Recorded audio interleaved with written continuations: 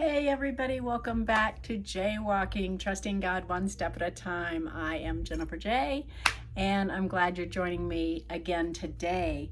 If it's your first time or your first time in a long time, welcome. If it is your first time, there is a way to watch these videos from the beginning so you can hear my whole story, all the miracles God did. If you go to the toolbar at the top and click on videos, you can scroll down, you'll see all of them that way, and go down to number 1, and you can kind of watch. They're short, 15-20 minutes, and you can hear the whole story along the way, or you can watch this as a standalone, and that's okay too. But if you want to know the story, go back to number 1 and start watching. If you've watched some of them and then kind of quit and just started watching, I know some of you have told me you did that. You watched maybe the first 40 or whatever, and then you stopped and just started watching the weekly ones, and that's great, and I'm glad you're still joining me. But I would really love for you to go back and watch those where you dropped off. You can listen to them in the car, you don't have to watch. Feel free to just listen, but watching is great because you can take notes. So I like it when people tell me that they take a lot of notes. So that's always fun for me to hear from you guys. Those of you that want to marry me, I'm sorry, I'm already married to my wonderful husband, Howard. Yes, I get lots of marriage proposals. But I'm glad you guys like watching. That's the main thing. I want you guys to learn more about Jesus. And today I'm going to be sharing with you from a sermon that my pastor, Terry Mackey, Reverend Dr. Terry Mackey, did at Pilgrim Rest Baptist Church in Phoenix. And I'll try to attach it. I'll try not to forget to attach it. So at the end of my video, it'll pop up on the screen and you can click on it and watch the whole thing because it's awesome. It is called The Greatest Commandment. So this year at our church, we're challenged to learn 26 scriptures by memory by the end of the year. And one of them is this one. It's 4 verses, Matthew 22, 36 through 40. And I pulled it up here. I think I'm going to read it to you because this is a different version. They want us to learn it in the King James Version, but I've been learning them already in the New International Version, and I was doing that before I heard that it was supposed to be the King James Version. So they're going to have to show me a little grace because I've already learned them the way I've learned them. But I don't think they'll care. The point is to hide God's word in our heart, right? So the point is to learn it. But this one says, the same day came to him the Sadducees, which say that there is no resurrection. I want to stop just for a second and make a little sidebar because you guys know I do that. I had a pastor once at a church in Kansas. His name was Tom Wheeler, and he told us the difference between the Pharisees and the Sadducees. So they were both religious leaders, both I was going to say priests, but I don't know that they were priests, but they were both the two different religious sects, S-E-C-T-S, I'm trying to say, in that time. But the Sadducees didn't believe in the resurrection. They just thought when you died, you died. That was it. They didn't believe in the resurrection. So he said, that is sad, you see. And I've always remembered that. That is the difference between the Pharisees and the Sadducees. And it's the Sadducees that don't believe in the resurrection. So this actually says, the same day came to him the Sadducees, which say that there is no resurrection. And they asked him, saying, Master, Moses said, if a man dies, you know what? That is not the right verse. Let me stop. That was a great little thing for you guys to learn. However, we're going to skip to verse 36 where it says, Master, which is the greatest commandment in the law? Jesus said to them, Thou shalt love the Lord thy God with all thy heart, and with all thy soul, and with all thy mind. This is the first and greatest commandment, and the second is like unto it, Thou shalt love thy neighbor as thyself. So he said, on these 2 commandments hang all the law and the prophets. Now, all the law and the prophets would be talking about all the law in the Old Testament. 613 laws. And all of them, it would be impossible for a person to keep all 613. First of all, to learn all 613, but then to keep all of them all of the time would have been impossible. But he's saying that with these two commandments, all of those laws hang on these two. If you get these two right, you've got it. You're golden. So he's saying, love the Lord your God with all your heart, with all your soul, with all your mind. And the second is like it, love your neighbor as yourself. Now, I learned some things in this. It's not that I never heard that before, right? That's the great commandment. Many of us who have gone to Sunday school or church, even if we only went as kids, we learned that, right? You've heard that. And so, but what he said is, we say we love Jesus, we say we love God, but we love him on our terms. He said, how do we know that we love him on his terms? And he said, there's this little test you can take right here. So he said, if you're loving him with your heart, you're loving him sincerely. Sincerely. So in spite of yourself, not because of. In spite of him, not because of him. Love is not conditional. So if you have a child, even if you don't have a child, if you have someone that you love, I say child because I've told my children this. I love you no matter what. It doesn't matter what decision you make. It doesn't matter what you do. I will not stop loving you. I've even told them, if you kill someone, I hope they don't. But even if they did, I'm not going to stop loving them. They're my child, right? And so I love them, not because they love me. I love them no matter what, in spite of anything that they could do. And so he's saying, if you love God with all your heart, you love him no matter what, right? My tattoo says, even if. You love him even if he asks you hard things, even if things don't go your way, even if whatever, even if your husband has this terrible medical thing going on that you have to deal with. Even if. So that's loving him sincerely with all your heart. And then you love him sacrificially. That's with all your soul, sacrificially. I didn't look this one up, but I'm going to Proverbs 16:25. Proverbs 16:25 says, there is a way that seems right unto a man, but the end thereof are the ways of death. There's a way that seems right, but it ain't good. He used that as an example because he said, we think we know what we're doing, right? We think we have control of it. We think we're good. But we need the Lord to tell us what to do. We need the Lord to order our steps. We don't need to order our steps. We need the Lord to order our steps. And we should not move until he tells us to move. And I loved that he said that. You guys know why. The ones that have been watching, you know why. I loved that he said, don't move until God tells you to move. That was the message I got back in 2019, right? Don't move until God tells you to move. And so that is loving him sacrificially.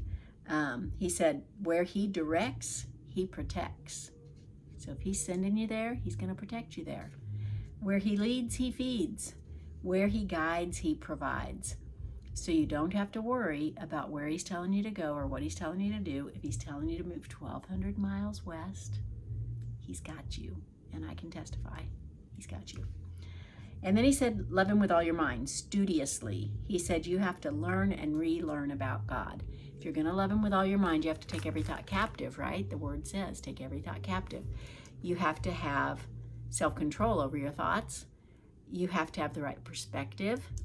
In Psalm 27:1, and I did pull that one up, he said, David said, the Lord is my light and my salvation. Whom shall I fear? The Lord is the strength of my life. Of whom shall I be afraid? So that's having the right perspective and having your thoughts on God, learning about him, learning about his character, learning about his word, learning about what he says about the church. All of these things are things you can be learning to keep your mind actively seeking God. And that is loving him. And then he said, this is the part I really liked, you guys. He said The second is like unto it, is what it says in the King James or the New King James. But that's not what the New or the New Living Translation says. He says the second is equal unto it. So the original Greek word that was used didn't mean it's like it. It meant it's equal to it. And I never knew that before. So never had heard that before. So love the Lord your God with all your heart, with all your soul, with all your mind. But also, just as important, love your neighbor as yourself. Just as important as loving God is loving others. Wow. And something in the second teaches us about the first. If we're loving others, that's how we're loving God. He says, love God. That's the first thing. Then he says, equal to it is love others. So by loving others, you're loving God. Okay? So in 1 John 4:20, now 1 John is going to be way at the back of your Bible, you guys. This isn't the Gospel of John. It's the book of 1 John. So there's 1 John, 2 John, 3 John. But in the 1 John 4:20, it says, if a man says, I love God, and hates his brother, he's a liar. For he that loves not his brother whom he has seen, how can he love God whom he has not seen?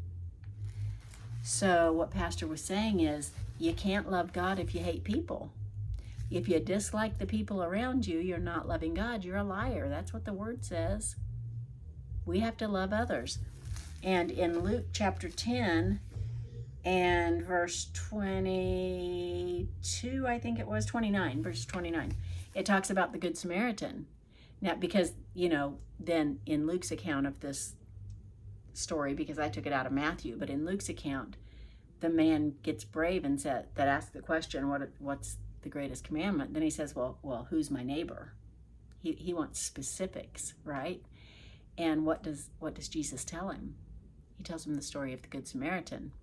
How many of you know that one? Okay, so if you don't know it, you can read about it in Luke, the Gospel of Luke, chapter 10, starting verse 29. But in verse 33, so he's talking about this Good Samaritan. A man is beaten up and left for dead on the side of the road.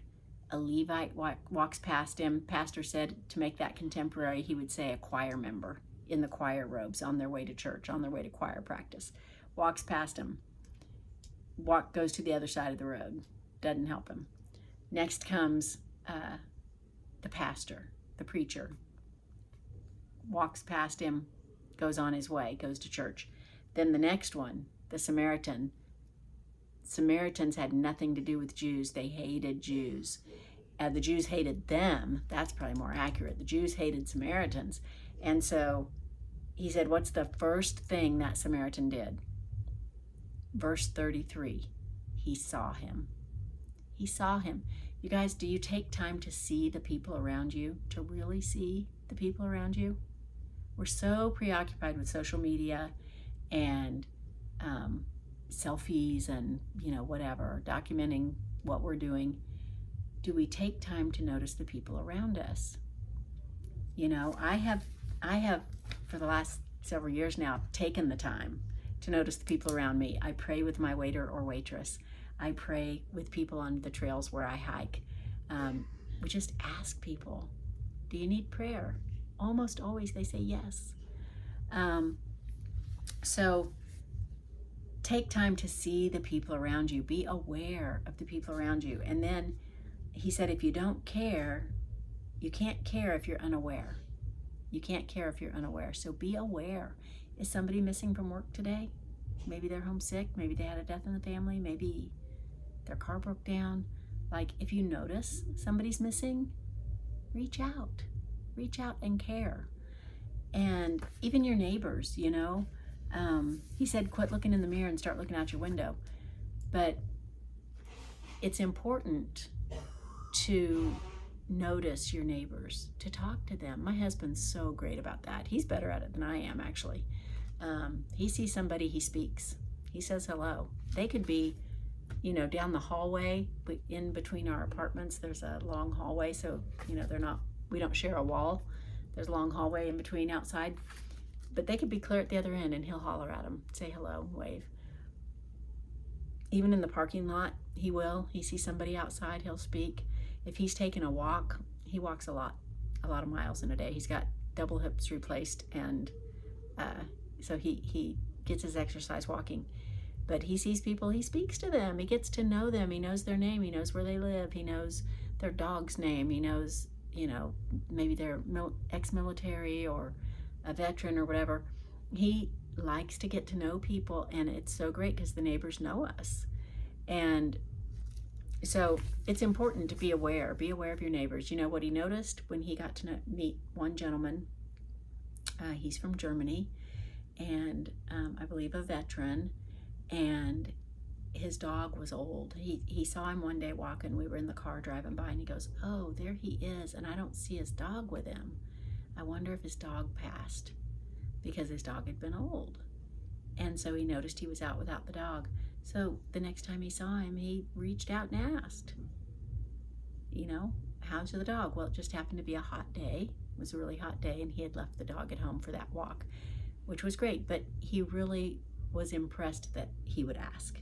The neighbor was like so endeared to him that he would ask about the dog. So, it's just important. You can't care if you're unaware. Be aware. Be aware of people and who's missing. And even if they're not missing, maybe they're there physically, but maybe they're not there. Maybe they're zoned out or tuned out, or you can tell that they're just down or whatever. Take time to care. If somebody comes to your mind, reach out. They come to your mind, shoot them a text, give them a call. Send a greeting card. Nobody sends greeting cards anymore. I know they've gotten expensive, but it's nice to get mail. So those are just some things that he brought up. So we are to love the Lord our God with all our heart, with all our soul, with all our mind. And the second is equally important. Love your neighbor as yourself. And so this week, as you're jaywalking, trusting God one step at a time, remember to see people and care about people. And with that, I will sign off and just tell you, I hope that you are watching every week. I thank you, those that are, and those that are commenting. I hope that you will share this, get it out to more people. I'm trying to get to 2,000. I've got 1,500, I think, followers. I'm trying to get to 2,000. So I'd really appreciate you sharing it with your friends and family members, and getting them to subscribe, or asking them to subscribe and watch, so that we can get the word out to more and more people in more and more places, because that is the goal, to share Jesus. And so I thank you guys. I love you guys. I hope you have a great week. Bye-bye.